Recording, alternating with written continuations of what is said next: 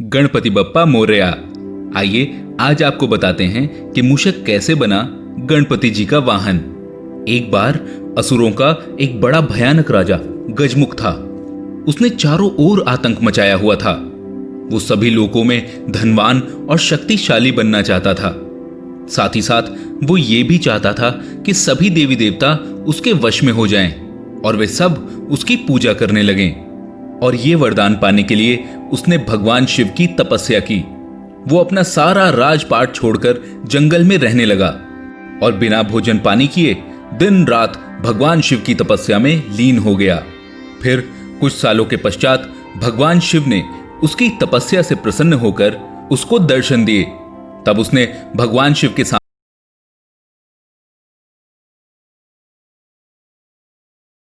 प्रदान की, जिससे वो बहुत शक्तिशाली बन गया, क्योंकि उसे शिवजी ने वरदान में सबसे बड़ी शक्ति दे दी थी। भोलेनाथ ने उस असुर को वो शक्ति दी।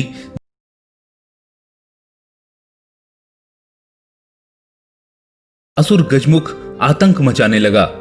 उसे अपनी शक्तियों पर गर्व होने लगा और उसने इसका दुरुपयोग शुरू कर दिया। उसने कई देवी देवताओं पर भी आक्रमण किया और उन्हें नुकसान पहुंचाया। सिर्फ भगवान भोलेनाथ, विष्णु जी, ब्रह्मा जी और गणेश जी ही उसके आतंक से बचे रह सकते थे। पर गजमुख की तो एक इच्छा और थी। वो तो चाहता था कि वो सभी देवी देवताओं का पूजनीय बन जाए और सभी देवी देवता उसकी पूजा करने लगें। और जब उसने इस मंशा के साथ सभी पर आक्रमण करना शुरू किया तो इससे परेशान होकर सभी देवगण त्रिदेव ब्रह्मा विष्णु महेश की शरण में पहुंचे। तब महादेव ने गणेश जी को असुर गजमुख को रोकने के लिए कहा और फिर गणेश जी गजमुख के सामने गए और उसे रोकने की बहुत कोशिश की। पर जब वो नहीं माना तो गणेश जी को उससे युद्ध करना पड़ा।